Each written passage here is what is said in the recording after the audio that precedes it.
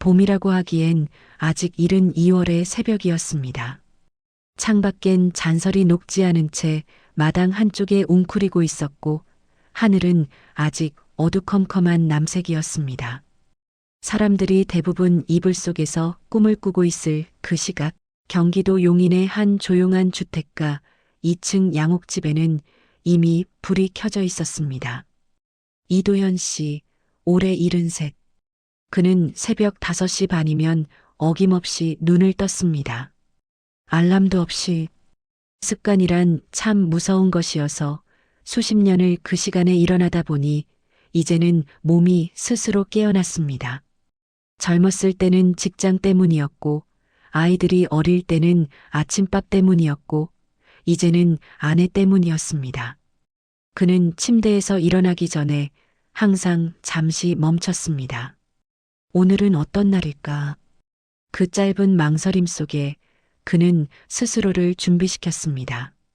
배우가 무대에 오르기 전 호흡을 고르듯이, 운동선수가 경기장에 들어서기 전 마음을 가다듬듯이 그에게도 매일 아침은 일종의 출전이었습니다. 아내 박영숙 씨는 알츠하이머 진단을 받은 지 올해로 꼭 3년째였습니다. 처음 이상 징후가 나타난 건 5년 전이었습니다. 시장을 보러 갔다가 장바구니를 두고 돌아온 날, 가스불을 켜놓고 방에서 낮잠을 자던 날, 손녀딸 생일이 언제냐고 반복해서 묻던 날들. 그때만 해도 도연 씨는 그저 나이 탓이라고 생각했습니다. 자신도 가끔 열쇠를 어디 뒀는지 잊어버리는데 사람이 그럴 수도 있는 거 아닌가 싶었습니다. 그러나 2년이 지나 병원에서 내려진 진단은 단순한 건망증이 아니었습니다. 알츠하이머성 치매, 초기에서 중기로 진행 중. 그날 의사가 설명하는 동안 도연 씨는 아내의 손을 꽉 잡고 있었습니다. 영숙 씨는 그 순간에도 창밖을 보며 저 나무 참 예쁘다고 중얼거렸습니다. 진단이 내려지는 자리에서 자신의 진단명을 들으면서도 그게 무슨 의미인지 온전히 이해하지 못했던 것입니다. 도연 씨는 그게 더 서러웠습니다. 집으로 돌아오는 차 안에서 그는 한 번도 울지 않았습니다. 그 대신 생각했습니다. 이제부터 어떻게 해야 하는가를. 처음 1년은 그래도 버틸만 했습니다. 영숙 씨는 여전히 남편을 알아봤고 집안에서의 일상적인 행동도 대부분 혼자 할 수 있었습니다. 다만 날짜 감각이 없어지고 같은 말을 반복하고 가끔 과거의 일을 현재처럼 이야기하는 일이 잦아졌습니다. 문제는 2년째로 접어들면서부터였습니다. 영숙 씨가 남편을 알아보지 못하는 날이 생기기 시작했습니다. 처음 그 일이 일어난 건 평범한 화요일 오전이었습니다. 도연 씨가 마당에 나갔다가 들어왔을 때 거실에 있던 영숙 씨가 낯선 사람을 마주친 듯 뒤로 물러서며 말했습니다. 누구세요? 도연 씨는 그 순간의 느낌을 나중에 이렇게 표현했습니다. 마치 발 아래 땅이 사라지는 것 같았다고. 아무것도 없는 허공에 발을 내디딘 것처럼 몸의 중심이 무너지는 느낌이었다고. 그는 애써 웃으며 대답했습니다. 나야 여보. 나 도연이야. 그러나 영숙 씨의 눈에는 여전히 경계심이 가득했습니다.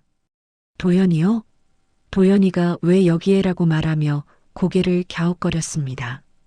그녀에게 도연이라는 이름은 기억났지만 눈앞에 이 노인이 그 도연이라는 사실이 연결되지 않았던 것입니다. 그날 이후로 그런 날들이 점점 늘어났습니다. 처음엔 이틀에 한 번, 그 다음엔 하루에 한 번, 이제는 거의 매일 아침. 영숙 씨는 남편을 처음 보는 사람처럼 대했습니다. 낯선 사람이 집안에 있다는 불안감에 소리를 지르거나 방으로 들어가 문을 잠그는 일도 있었습니다. 도연 씨는 몇 번의 시행착오를 거친 끝에 방법을 바꾸기로 했습니다. 당신 남편입니다라고 말하는 것을 그만두기로 했습니다. 그 말이 오히려 영숙 씨를 더 혼란스럽게 만든다는 걸 깨달은 것입니다.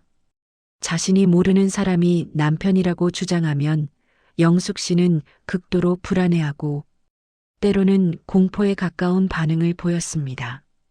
반면 처음 만나는 사람처럼 차분하고 친절하게 다가가면 영숙 씨는 경계를 풀고 대화에 응했습니다. 그래서 그는 결심했습니다. 매일 아침 사랑하는 아내를 처음 만나는 낯선 사람으로서 자신을 소개하기로. 그날 아침도 마찬가지였습니다.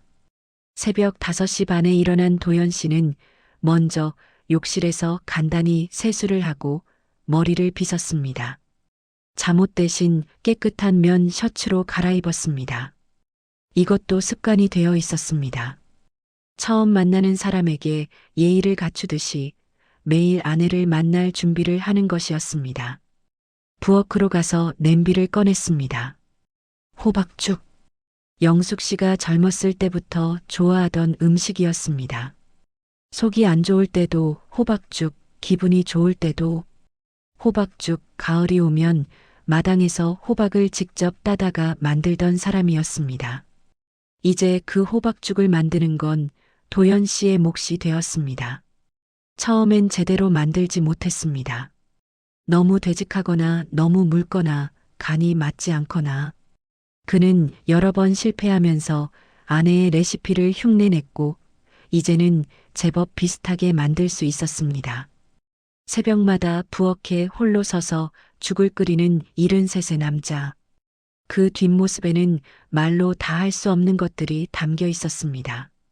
죽이 끓기 시작할 무렵 안방 문이 열렸습니다. 영숙 씨가 잠옷바람으로 나왔습니다. 흰색 바탕에 작은 꽃무늬가 있는 잠옷. 머리는 자다가 헝클어진 채였고 눈은 아직 덜 깬 것처럼 좁아져 있었습니다. 그녀는 거실을 천천히 둘러봤습니다. 낯선 곳에 혼자 남겨진 사람처럼 조심스럽고 두리번거리는 눈빛이었습니다. 그러다 부엌에 서 있는 도연 씨를 발견했습니다. 두 사람의 시선이 마주쳤습니다. 영숙 씨의 얼굴에 순간적으로 긴장감이 스쳤습니다.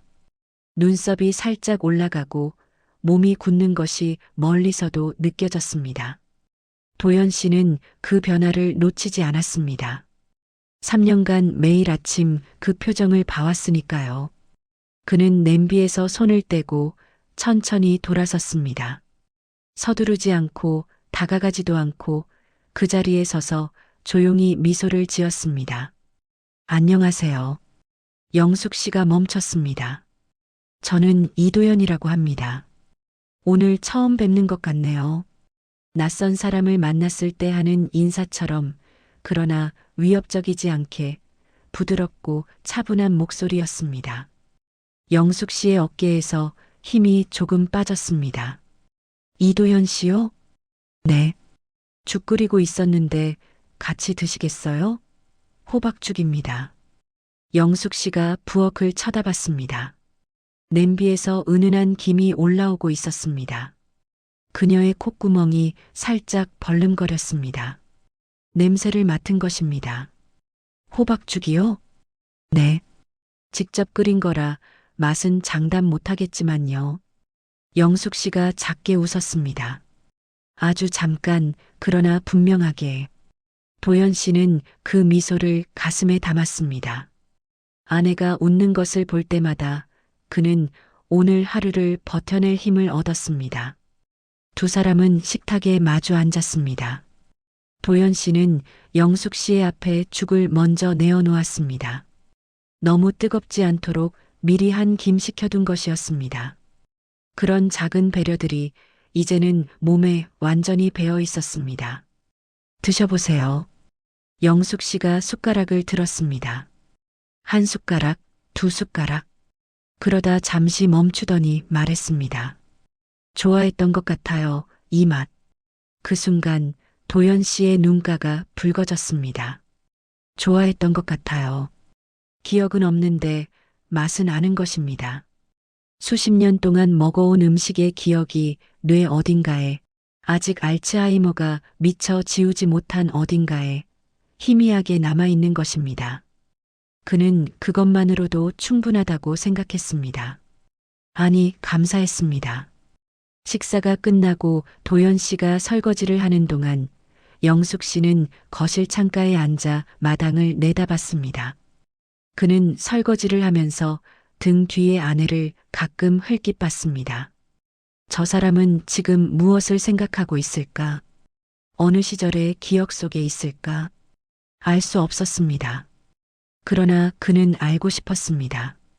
설거지를 마친 그는 수건으로 손을 닦으며 거실로 나왔습니다. 그리고 영숙 씨 맞은편 의자에 앉았습니다. 영숙 씨는 그를 돌아보지 않고 여전히 창밖을 보고 있었습니다. 도연 씨가 먼저 말을 꺼냈습니다. 영숙 씨, 저는 당신이 참 좋습니다. 영숙 씨가 고개를 돌렸습니다. 눈이 동그래졌습니다. 갑자기요? 왜요? 이상한가요? 저를 잘 모르시잖아요. 도연 씨는 잠시 그녀를 바라봤습니다. 그 얼굴을, 50년 가까이 함께 살아온 그 얼굴을, 젊었을 때와 달리 주름이 생기고 머리가 하얗게 새었지만 눈웃음을 치는 방식만은 그대로였습니다. 모르니까 더 알고 싶습니다. 영숙 씨가 잠시 아무 말도 하지 않았습니다. 그러다 작게 혼잣말처럼 말했습니다. 이상한 사람이네. 그 말에 도연 씨는 소리 없이 웃었습니다. 그렇게 그들의 하루가 시작되었습니다. 아내는 남편을 몰랐고 남편은 그것을 알면서도 다시 사랑을 시작했습니다. 매일 아침 새로운 첫 만남, 매일 새로운 첫 고백. 그것이 이도연 씨가 선택한 방식이었습니다. 그러나 그 선택이 가족 모두에게 받아들여진 것은 아니었습니다. 아들 내외가 집을 찾은 건 그로부터 며칠 뒤였습니다. 아들 이준호는 45으로 서울에서 중소기업을 운영하고 있었습니다. 바쁜 사람이었습니다. 자주 오지는 못했지만 올 때마다 아버지의 상황을 직접 확인하고 필요한 것들을 챙기려 했습니다. 그날은 며느리 최은정 씨도 함께였습니다. 두 사람은 거실에 앉아 차를 마시면서 돌아가신 이야기를 나눴습니다. 아니, 정확히는 아버지를 설득하려 했습니다. 아버지, 저희가 조사해 봤는데요. 여기서 멀지 않은 곳에 치매 전문 요양원이 있어요. 시설도 좋고 전문 인력도 충분하고. 도연 씨는 차를 마시며 말없이 들었습니다. 엄마 상태가 이제 집에서 관리하기 힘든 수준이에요. 아버지 혼자 감당하기에는. 내가 지금까지 잘해왔다. 아들이 잠시 말을 멈췄습니다. 그건 알아요. 근데 앞으로가 문제잖아요. 지금보다 더 심해지면 아버지도 체력적으로 한계가 올 거예요.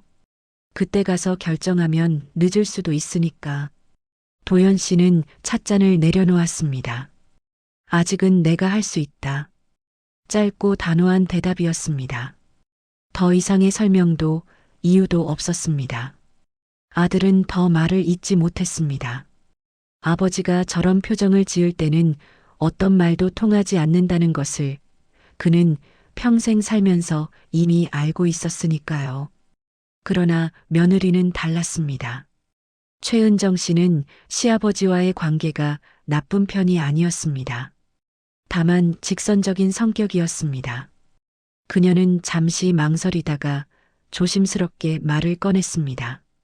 아버님, 제가 여쭤봐도 될까요? 말해보게. 아버님이 매일 어머니한테 고백을 하신다고요? 도연 씨의 눈이 조금 좁아졌습니다. 그게 뭐가 문제인가? 문제라기보다는 며느리가 잠시 말을 고르는 것이 느껴졌습니다. 어머니는 아버님을 모르시잖아요. 그 상태에서 일방적으로 고백을 하시는 게 어머니한테 좋은 건지 모르겠어서요. 침묵이 흘렀습니다. 일방적. 그 단어가 거실을 가득 채우는 것 같았습니다. 도연 씨는 며느리를 바라봤습니다. 틀린 말이 아니었습니다. 객관적으로 보면 그건 분명 일방적인 행동이었습니다. 기억을 잃은 사람에게 매일 사랑 고백을 하는 것. 상대가 누구인지도 모르는 채로 받아들이거나 혹은 당황해하는 것. 그것이 과연 올바른 방식인가? 라는 질문은 그도 스스로에게 수없이 던져봤습니다. 그러나 그는 그 질문보다 먼저 다른 것을 봤습니다. 아내의 얼굴을. 낯선 사람으로서 다가가 줬습니다라고 말했을 때 영숙 씨가 짓는 그 미소를, 어색하고 수줍고 약간은 황당해하면서도 분명히 기쁜 기색이 담겨 있는 그 표정을, 그는 천천히 입을 열었습니다. 사랑은 원래 일방적일 때도 있는 거다. 며느리가 무슨 말을 하려다 멈췄습니다.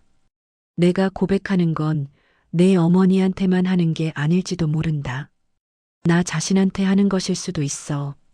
그 말의 의미를 그 자리에서 완전히 이해한 사람은 아무도 없었습니다.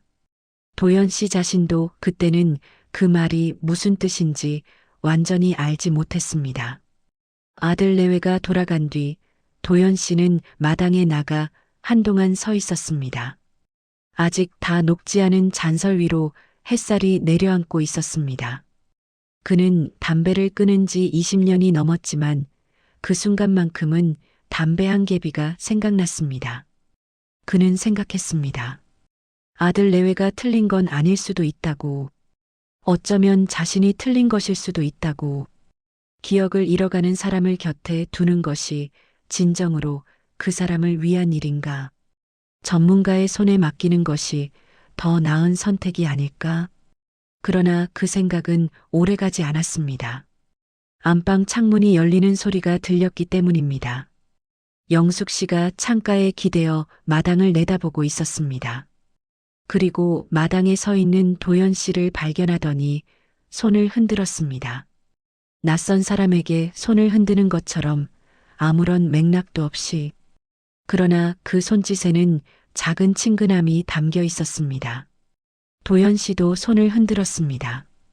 요양원에 보내는 결정은 그 다음에 해도 된다고 그는 그렇게 생각했습니다. 오늘은 아직 여기 있어야 했습니다. 요양보호사가 처음 집에 들어온 건 그해 3월 초였습니다. 아들의 강력한 권유로 주 3회 오전 9시부터 오후 2시까지 도움을 받기로 한 것입니다. 도연 씨가 처음엔 망설였지만 결국 받아들였습니다. 혼자 모든 것을 감당하다 보면 자신도 무너질 수 있다는 것을 그는 알고 있었습니다. 요양보호사는 정미선 씨, 50대 초반의 경험 많은 여성이었습니다. 첫날 인사를 나누면서 도연 씨는 그녀에게 한 가지를 당부했습니다. 아내한테 제가 남편이라고 말하지 말아주세요. 정미선 씨가 잠시 의아한 표정을 지었습니다. 네. 아내가 저를 남편으로 인식하면 오히려 더 혼란스러워해요. 그냥 아는 사람, 처음 만난 사람처럼 대해드리는 게 훨씬 안정되니까요. 정미선 씨는 치매 어르신들을 오래 돌봐온 사람이었지만 이런 경우는 처음이었습니다. 남편이 스스로 남편 역할을 내려놓고 낯선 사람 역할을 자처하는 경우.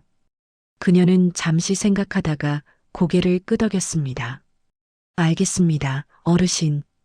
그로부터 며칠 뒤였습니다. 정미선 씨가 영숙 씨와 거실에서 이야기를 나누고 있는 동안 도연 씨는 2층 서재에서 책을 읽고 있었습니다. 정확히는 읽는 척을 하고 있었습니다.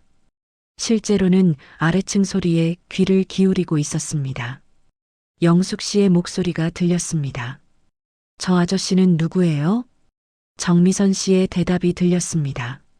어르신 아시는 분이에요. 자주 오세요. 그래요? 왜 오는지 모르겠네. 그 말을 들으면서 도연 씨는 책장 한 귀퉁이를 꽉 잡았습니다. 왜 오는지 모르겠네.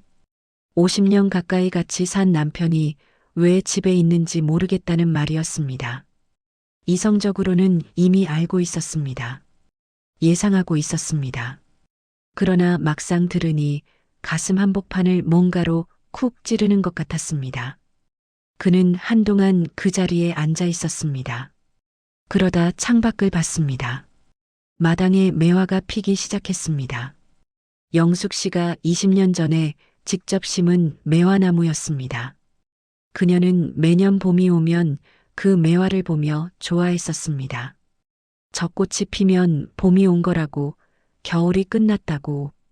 도연 씨는 자리에서 일어났습니다. 그리고 아래층으로 내려가 거실 소파에 앉아 있는 영숙 씨에게 다가갔습니다. 영숙 씨, 마당에 매화 피었습니다. 같이 보러 가실래요? 영숙 씨가 고개를 들었습니다. 어제도 오늘도 낯선 남자. 그러나 그 남자의 목소리에는 위협이 없었고 눈빛에는 부드러움만 있었습니다. 영숙 씨는 잠시 생각하다가 소파에서 일어섰습니다. 마당에 나가 매화 앞에 선 두 사람. 영숙 씨는 꽤 오래 그 꽃을 바라봤습니다. 그러다 조용히 말했습니다. 내가 심은 나무 같은데. 도연 씨의 심장이 뛰었습니다. 어떻게 아세요? 모르겠어요. 그냥 아는 것 같아요. 기억이 돌아온 게 아니었습니다. 그러나 손의 감각에, 몸 어딘가에 이 나무를 심던 날의 기억이 희미하게 남아있는 것이었습니다. 알츠하이머는 모든 기억을 한꺼번에 지우지 않았습니다. 뇌의 가장 깊은 곳, 오래된 기억들이 담긴 부분은 비교적 나중까지 남아 있었습니다. 그 잔향들이 가끔 이렇게 떠올랐습니다. 도연 씨는 그날 처음으로 생각했습니다. 어쩌면 아내는 아직 여기 있는지도 모른다고. 기억이라는 형식으로는 아니더라도 다른 무언가의 형식으로. 손끝에, 냄새 속에, 오래된 나무 앞에서 느끼는 그 막연한 감각 속에. 문제는 그로부터 2주 뒤에 생겼습니다. 동네 공원 산책을 하던 날이었습니다. 날이 풀려서 공원에는 사람들이 꽤 많았습니다. 도연 씨는 영숙 씨 옆에서 천천히 걷고 있었습니다. 영숙 씨는 꽃을 보다가, 새를 보다가 가끔 멈춰서 아이들을 바라보기도 했습니다. 그러다 갑자기 영숙 씨가 걸음을 멈췄습니다. 그리고 앞에서 반대편으로 걸어오던 중년 남자를 향해 빠른 걸음으로 다가갔습니다. 도연 씨가 채 말리기도 전에 그녀는 그 남자의 팔을 잡았습니다. 여보, 왜 이제 와요? 기다렸잖아요. 그 남자는 화들짝 놀랐습니다. 주변에 있던 사람들의 시선이 일제히 그쪽으로 쏠렸습니다. 누군가의 웃음소리가 들렸고 누군가는 수군거렸습니다. 도연 씨는 그 광경을 5미터쯤 떨어진 곳에서 봤습니다. 아내가 낯선 남자의 팔을 붙잡고 여보라고 부르는 장면. 그는 잠시 그 자리에 굳었습니다. 가슴 안에서 무언가가 세차게 흔들리는 것이 느껴졌습니다. 분노인지 슬픔인지 그것도 아닌 무언가인지 알 수 없었습니다. 다만 눈 뒤쪽이 뜨거워지는 것은 어쩔 수 없었습니다. 그는 빠르게 걸어가 영숙 씨의 손을 부드럽게 잡았습니다. 영숙 씨, 이쪽입니다. 당황한 중년 남자를 향해 가볍게 고개를 숙이고 그는 영숙 씨를 다른 쪽으로 이끌었습니다. 영숙 씨는 잠시 저항하다가 곧 그의 손을 따라왔습니다. 아까 그 사람은요? 남편분은 오늘 출장 갔대요. 저보고 대신 모시고 다니라고 했어요. 거짓말이었습니다. 그러나 영숙 씨는 그 말을 들으며 고개를 끄덕였습니다. 그리고 다시 꽃을 보기 시작했습니다. 아무 일도 없었던 것처럼. 도연 씨는 그날 밤 처음으로 제대로 울었습니다. 욕실에 들어가 문을 잠그고 세면대를 두 손으로 짚고 서서 처음엔 눈물만 흘렀습니다. 그러다 가슴 안에서 뭔가가 올라왔습니다. 참으려 했지만 참아지지 않았습니다. 그는 수건을 입에 물고 소리 없이 울었습니다.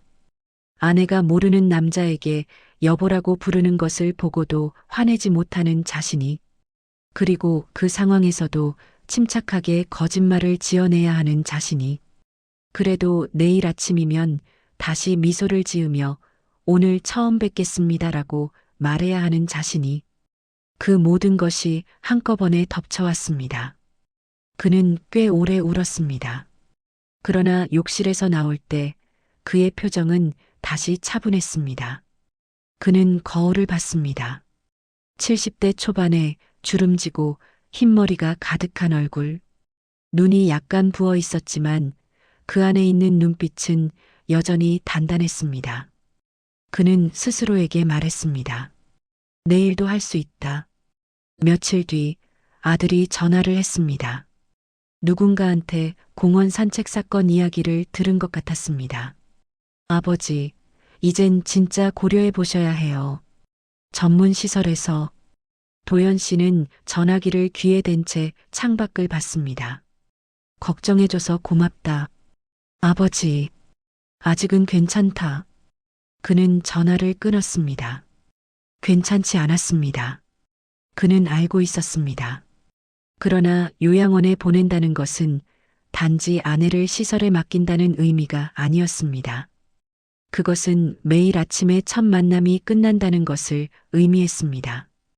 매일 고백할 기회가 사라진다는 것을 의미했습니다. 그리고 그보다 더 깊은 곳에서 그는 두려웠습니다. 자신이 아내 곁에 없으면 그 첫 만남을 낯선 시설의 낯선 직원이 대신하게 된다는 것이, 누군가가 영숙 씨에게 안전한 곳입니다라고 말하겠지만 그 말 안에 수십 년의 사랑이 담겨 있지는 않을 것이라는 것이. 그래서 그는 오늘도 버텼습니다. 다음 날 아침 영숙 씨가 방에서 나왔습니다. 저기요, 누구세요? 도연 씨가 미소를 지었습니다. 오늘 처음 뵙겠습니다. 이도연입니다. 그리고 죽을 내밀며 덧붙였습니다.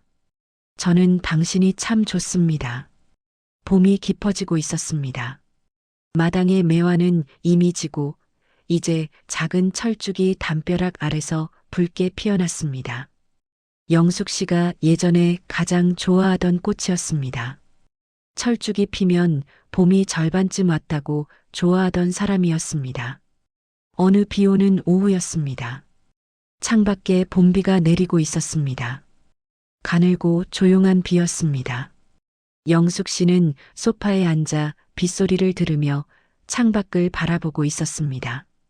도연 씨는 그 옆 의자에 앉아 차를 마시고 있었습니다. 두 사람 사이에는 한동안 조용한 침묵이 흘렀습니다. 그러다 영숙 씨가 갑자기 말했습니다. 이도연 씨.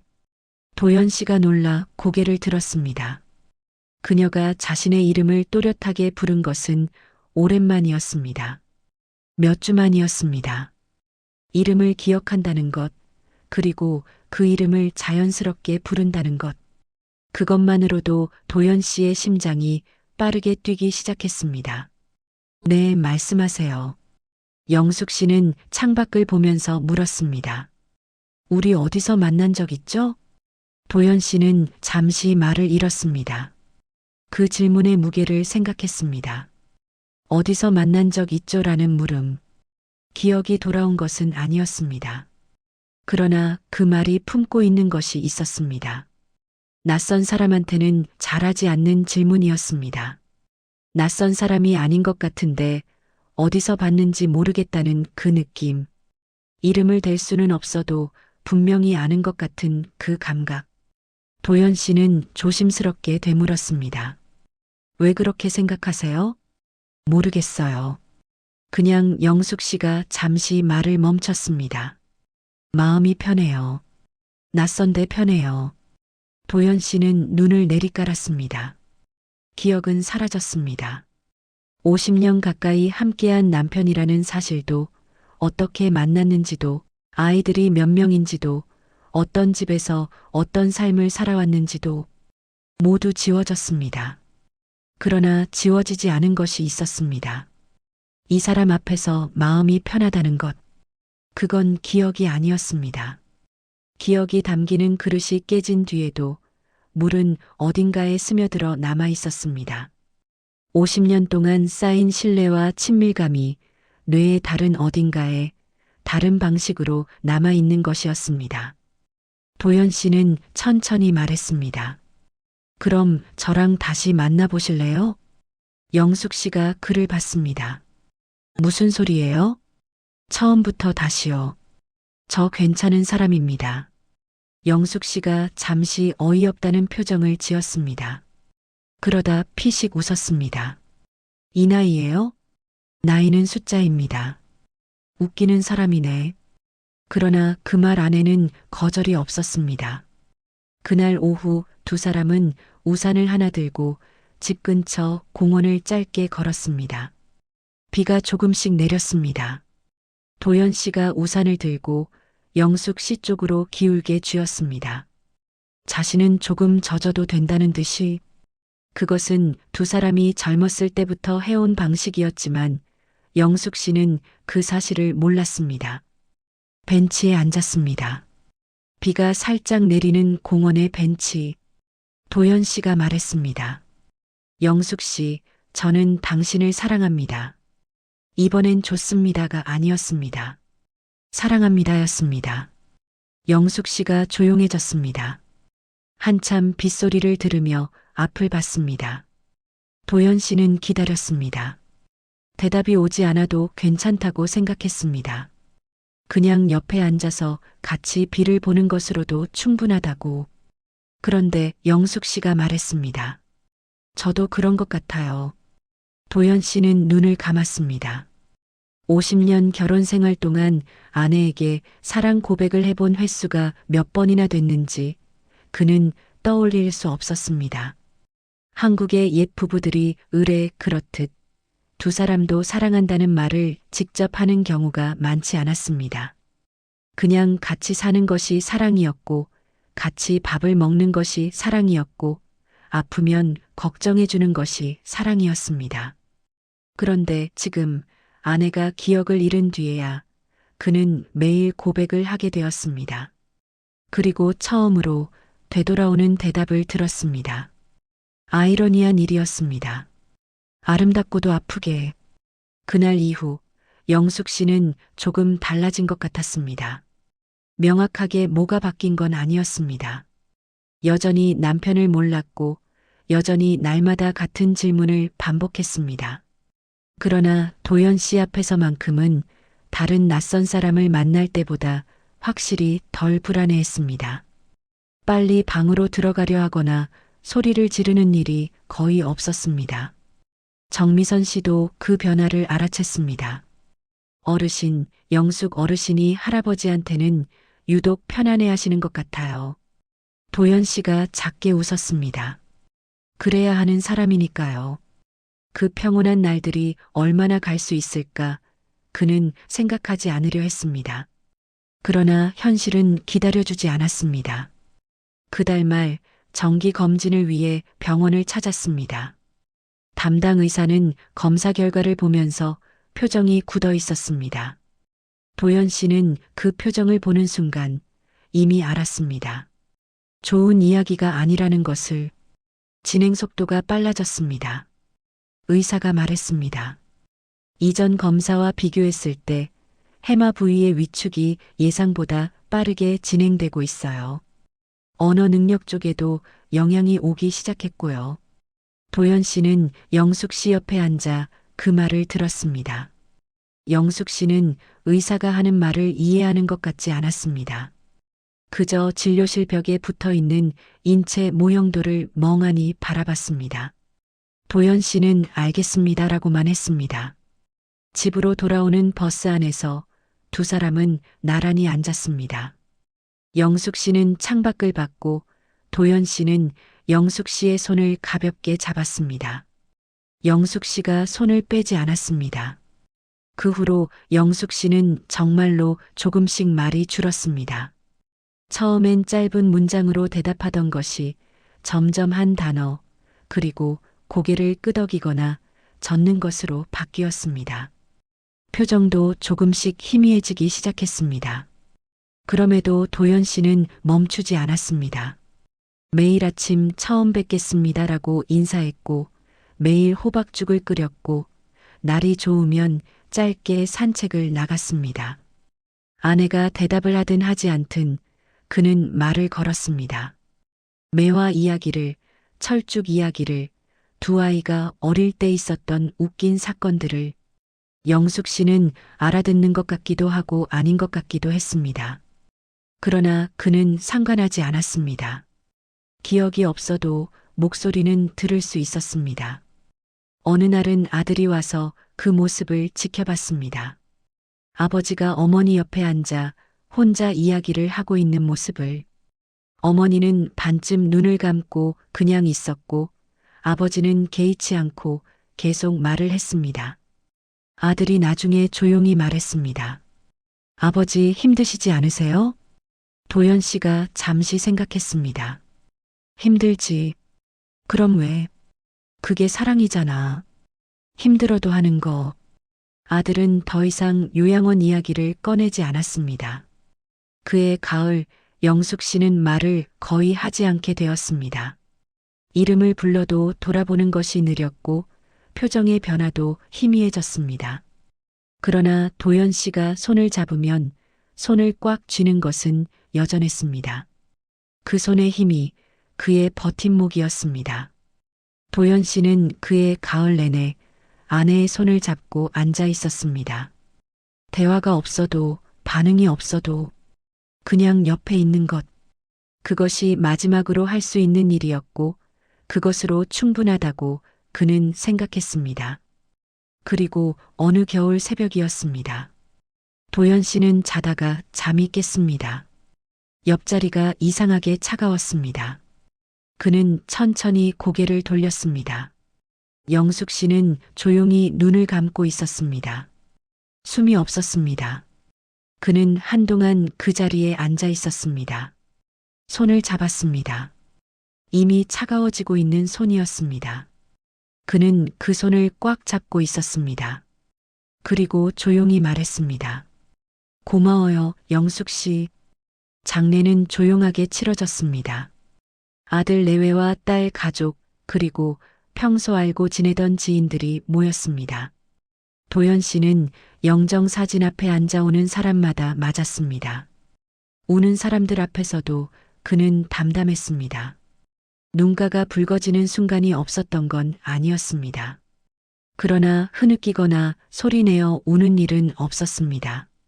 사람들은 그것이 이상하다고 생각하는 것 같았습니다. 그러나 도연 씨는 알았습니다. 자신이 너무 오래, 너무 천천히 아내를 보내왔다는 것을. 3년이라는 시간 동안 그는 아내를 매일 조금씩 잃었습니다. 기억을, 언어를, 표정을, 반응을. 그래서 이제 남은 슬픔의 무게가 어느 정도인지 그조차 잘 알 수 없었습니다. 장례를 마치고 집으로 돌아온 날 밤, 아들이 하루 더 있겠다고 했지만 도연 씨는 괜찮다고 했습니다. 혼자 있고 싶었습니다. 집 안에 들어서자 영숙 씨의 물건들이 그대로였습니다. 소파 등받이에 걸쳐 있던 카디건, 창가에 놓인 화분, 식탁 위에 나란히 놓인 2개의 수저. 도연 씨는 주방으로 가서 냄비를 꺼냈습니다. 호박죽을 끓이기 시작했습니다. 아무도 먹지 않을 것을 알면서도 죽이 끓는 동안 그는 식탁에 앉아 있었습니다. 냄비에서 올라오는 김이 좁은 부엌을 채웠습니다. 그 냄새가 코끝에 닿는 순간 처음으로 눈물이 흘렀습니다. 소리도 없이 그냥 눈물이 뺨을 타고 내렸습니다. 영숙 씨가 좋아했던 것 같아요라고 말하던 아침이 생각났습니다. 그는 한동안 울었습니다. 이번엔 수건도 없었고 욕실도 아니었습니다. 그냥 부엌 식탁에 앉아서 끓어오르는 죽 냄새를 맡으면서 소리 없이 울었습니다. 얼마나 시간이 지났는지 알 수 없었습니다. 죽이 다 됐습니다. 그는 일어나 냄비불을 껐습니다. 그리고 2개의 그릇에 죽을 나눠 담았습니다. 하나는 자신 앞에, 하나는 영숙 씨가 앉던 자리에. 그는 혼잣말처럼 중얼거렸습니다. 영숙 씨, 오늘도 처음 뵙겠습니다. 대답은 없었습니다. 그는 주머니에서 작은 녹음기를 꺼냈습니다. 낡은 카세트형 녹음기였습니다. 영숙 씨가 아직 말을 어느 정도 할 수 있던 시절, 그는 틈틈이 그녀의 목소리를 녹음해뒀습니다. 처음엔 무슨 생각으로 그랬는지도 몰랐습니다. 그냥 남겨두고 싶었습니다. 재생 버튼을 눌렀습니다. 지직거리는 소리 뒤에 영숙 씨의 목소리가 흘러나왔습니다. 저도 그런 것 같아요. 비 오는 공원 벤치에서 그의 고백에 처음으로 되돌아왔던 그 대답이었습니다. 그는 그 짧은 문장을 반복해서 들었습니다. 3번, 4번, 5번. 목소리의 톤, 잠깐의 뜸, 그 안에 담겨 있는 수줍음 같은 것들. 그 모든 것이 녹음기 안에 그대로 있었습니다. 그리고 그 순간 도연 씨는 무언가를 깨달았습니다. 자신이 3년 동안 매일 고백해온 것이 사실은 아내만을 위한 것이 아니었다는 것을 처음엔 그렇게 생각했습니다. 기억을 잃어가는 아내에게 매일 새롭게 사랑을 전하는 것이라고. 그녀가 불안해하지 않도록, 혼란스럽지 않도록, 낯선 집에서 낯선 남자가 해코지할 것 같은 두려움을 느끼지 않도록 그것이 목적이라고 생각했습니다. 그러나 지금 돌아보면 그는 매일 고백함으로써 매일 자신이 누구인지를 확인하고 있었던 것이었습니다. 나는 이 여자를 사랑하는 남자다. 그 한 문장이 3년 동안 그의 정체성이었습니다. 아내가 자신을 몰라볼 때도, 다른 남자를 여보라고 부를 때도, 말이 없어지고 표정이 사라져갈 때도 그는 매일 고백함으로써 스스로에게 말했습니다. 나는 아직 이 사람을 사랑하는 사람이라고. 나는 아직 여기 있다고. 그 고백이 아내를 지킨 것만큼 자신도 지킨 것이었습니다. 녹음기를 끄고 도연 씨는 죽을 한 숟가락 떴습니다. 차가워지고 있었지만 맛은 그대로였습니다. 그로부터 반년이 지났습니다. 아들 내외의 권유도 있었고 지인의 소개도 있었습니다. 도연 씨는 지역 치매 가족 지원센터에서 하는 가족 모임에 참석하기 시작했습니다. 처음에는 듣기만 했습니다. 각자의 이야기를 나누는 자리였는데 그는 몇 달을 그냥 앉아서 남의 이야기만 들었습니다. 그러다 어느 날 센터 담당자가 조심스럽게 제안했습니다. 어르신, 한번 말씀해 주실 수 있으세요? 어르신 이야기가 다른 분들께 도움이 될 것 같아서요. 도연 씨는 한동안 생각했습니다. 그리고 한 달 뒤 센터에서 주관하는 작은 강연 자리에 섰습니다. 청중은 많지 않았습니다. 30명 남짓, 치매 가족을 돌보고 있거나 이미 보내고 난 뒤인 사람들이었습니다. 지치고 슬프고 막막한 얼굴들이었습니다. 도연 씨는 강단 앞에 서서 잠시 청중을 바라봤습니다. 그리고 말을 시작했습니다. 저는 아내에게 3년 동안 매일 고백했습니다. 작은 웅성거림이 있었다가 이내 조용해졌습니다. 아내는 저를 기억하지 못했습니다. 매일 아침 낯선 사람 보듯이 저를 봤어요. 그래서 저는 매일 아침 처음 만난 사람처럼 인사를 하고 처음 고백을 했습니다. 누군가가 코를 훌쩍이는 소리가 들렸습니다. 기억은 사라졌지만 감정은 남습니다.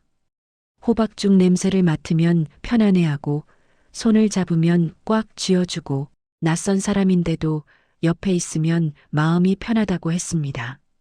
그게 기억이 아니라는 건 저도 압니다. 하지만 그게 아무것도 아닌 것도 아닙니다. 도연 씨는 잠시 멈췄습니다. 사랑은 기억보다 깊습니다. 강연이 끝나고 사람들이 박수를 쳤습니다. 몇몇은 눈물을 닦았습니다. 강연 뒤 자리를 정리하고 나오는데 한 중년 여성이 다가왔습니다. 50대 중반으로 보이는 피곤해 보이는 눈을 한 여성이었습니다. 나중에 안 사실이지만 그녀는 남편이 치매 진단을 받은 지 1년이 됐고 요즘 매일 지쳐간다고 했습니다. 어르신, 저 한 가지 여쭤봐도 될까요? 말씀하세요. 후회는 없으세요? 3년 동안 그렇게 하시면서 도연 씨는 그 질문을 받고 잠시 생각했습니다. 후회 없다고 말할 수 있는가? 힘들었던 날들이 지나갔습니다. 아내가 모르는 남자를 여보라고 부르던 날, 욕실에서 혼자 울던 밤, 아들 내외와 맞섰던 순간들, 병이 빨리 진행된다는 말을 들으며 아무 내색도 못했던 진료실, 마지막으로 차가워지는 손을 잡고 있었던 새벽. 그는 고개를 들었습니다. 없습니다. 왜요? 매일 처음 사랑했으니까요. 그 말을 듣고 여성이 잠시 말을 잃었습니다. 도연 씨는 그 표정을 바라보면서 말을 이었습니다. 힘들었죠. 매일 힘들었어요. 근데 사랑은 쉬운 날에만 하는 게 아니더라고요. 제일 무너질 것 같은 날에도 하는 게 사랑이었어요. 여성의 눈이 붉어졌습니다. 도연 씨가 조용히 덧붙였습니다. 지금 지치신 거 이상한 게 아닙니다. 그냥 그만큼 사랑하고 있는 거예요. 그날 저녁 도연 씨는 버스를 타고 집으로 돌아왔습니다. 창밖으로 저녁 노을이 지고 있었습니다. 봄이 거의 다 지나가고 있었습니다. 얼마 뒤면 여름이 올 것이었습니다. 그는 창밖을 보면서 생각했습니다. 내년 봄에도 마당에 매화는 필 것입니다. 철쭉도 담벼락 아래에서 붉게 피어날 것입니다. 영숙 씨가 심고 영숙 씨가 좋아하던 것들이 그녀 없이도 계속 피어날 것입니다. 그게 아프지 않다면 거짓말이었습니다. 그러나 그 꽃들을 볼 때마다 그는 기억할 것이었습니다. 비 오는 공원 벤치에서 수줍게 저도 그런 것 같아요라고 말하던 목소리를. 집에 돌아온 도연 씨는 부엌에 섰습니다. 냄비를 꺼냈습니다. 호박죽을 끓이기 시작했습니다. 이제는 아무도 먹지 않을 것을 알았습니다. 그러나 그는 끓였습니다. 그 냄새가 집안을 가득 채우는 것이 좋았습니다. 그 냄새 안에 수십 년이 담겨 있었습니다. 죽이 다 끓자 그는 식탁에 앉았습니다. 그리고 조용히 아무도 없는 맞은편 자리를 향해 말했습니다. 영숙 씨, 대답이 없었습니다. 오늘 처음 뵙겠습니다. 창밖에는 별이 뜨고 있었습니다. 그리고 사랑합니다. 그 말은 거실을 가득 채우고 아무도 없는 방으로, 비어있는 안방으로, 천장으로 조용히 퍼져나갔습니다. 이도현 씨의 하루는 그렇게 끝났습니다. 그리고 그것은 사람들이 묻는 질문에 대한 대답이기도 했습니다. 기억이 사라지면 사랑도 끝나는가? 그는 아니라고 말합니다. 사랑은 기억이 만들어내는 결과물이 아니라 매일 아침 다시 선택하는 것이라고. 상대가 알아주지 않아도, 되돌아오는 대답이 없어도 그것을 선택하는 사람이 있는 한 사랑은 끝나지 않는다고. 그래서 그는 오늘도 빈집에서 죽을 끓입니다. 그리고 말합니다. 영숙 씨, 오늘 처음 뵙겠습니다. 저는 이도연이라고 합니다. 잠시 멈췄다가 사랑합니다.